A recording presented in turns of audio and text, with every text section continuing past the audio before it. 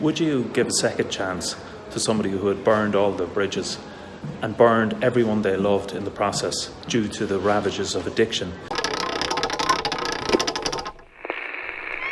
This is the theme proposed by the film Ben is Back, whereby we have the classic prodigal son coming back to his family straight from rehabilitation centre where he is left early. This is a terrifying modern prodigal son type cautionary tale about a ravaging insidious epidemic which begins at your local pharmacy.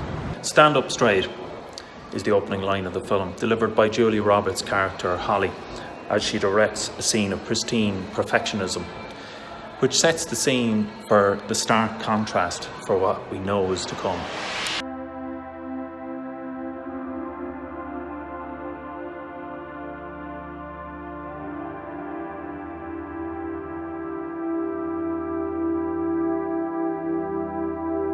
This film is a timely chronicle of a particular epidemic which has swept through America over the last 2 decades, whereby a middle-class drug epidemic has swept middle-class America for the first time, driven by and large by legal prescription drugs which were prescribed by doctors, intense lobbying by big pharma. While there obviously have been many films made about drug abuse and drug addiction and how it has destroyed lives, this is perhaps a rarer look into how drug abuse is now infecting middle-class America and across the world, but particularly America, where the liberalisation of drugs and the powerful influence of big pharma on doctors particularly, who tended to overprescribe particularly OxyContin to unwitting patients, an innocent fracturing of a leg has resulted in a life of harrowing drug abuse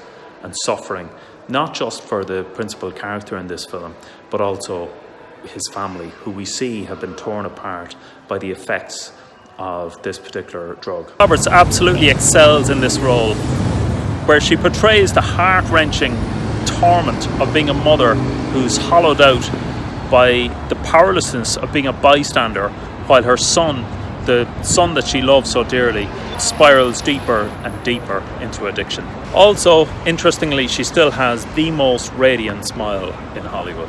Catherine Newton is the other star of this show, the always dubious, ever resentful, from the very start doubts the bona fides of her untrustworthy, manipulative addict of a brother.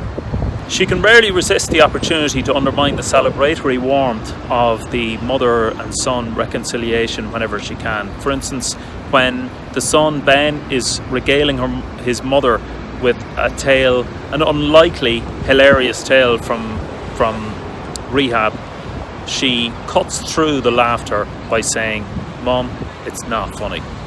When challenging the wisdom of her mother's decision to reconcile with her son, the mother, Holly, says, "I would do the same for you." To which Ivy counters, "Well, you would never have to." There are some weaker moments here. For instance, Ben meets a random friend at a shopping mall, and this friend's initial greeting to Ben is, "Ben, great to see you. I thought you were dead." A somewhat ill-advised and unlikely greeting to be used at school reunions or random meetings at a shopping centre. We're also somewhat incredulous when he goes to a drug addiction support meeting and he meets a girl at the meeting who he had forgotten he was her dealer, which again is somewhat unlikely.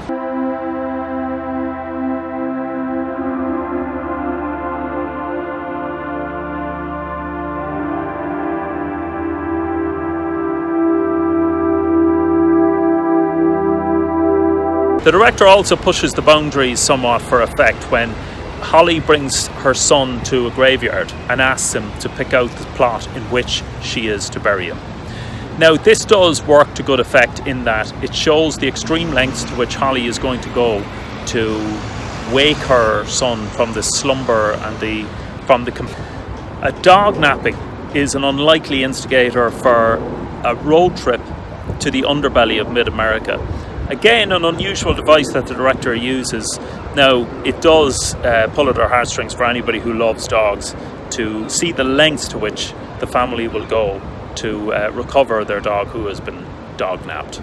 There is also another slightly contrived scene where the mother Holly meets the very doctor who initially prescribed the painkillers for Ben in the first instance due to a relatively trivial accident, a sports accident. And this is an unlikely random meeting in a shopping centre. However, it does facilitate many viewers to vicariously vent their anger and frustration and challenge the many doctors in America who irresponsibly overprescribe these painkillers, and of course the drug companies behind the scenes who exerted undue influence to those doctors and somewhat immoral and unfair inducements to overprescribe the medicine.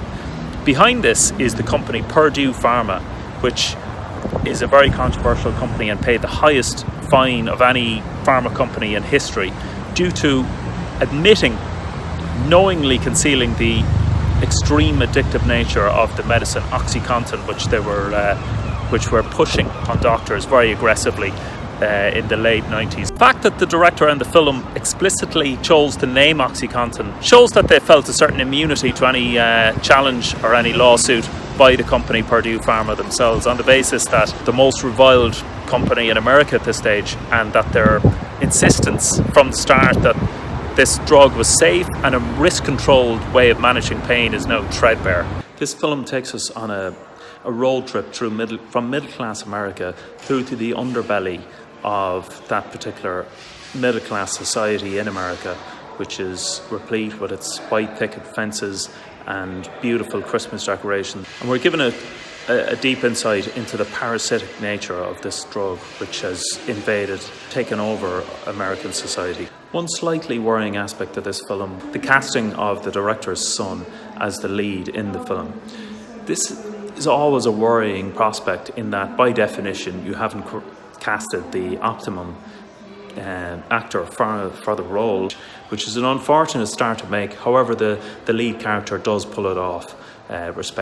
Ivy is perhaps the star performer of the film, and she is perfect in portraying that sibling who feels hurt and left behind and feels in competition for the love and affection of her parents, while playing the perhaps saintly role of the child who plays by the rules. One of the central themes of this film is as old as the Bible itself, in that it deals with that classic prodigal son tale, whereby the son who has sinned, in this case through drug addiction, and has put his family through hell through the ravages of drug addiction, returns to that family seeking forgiveness and seeking a second chance.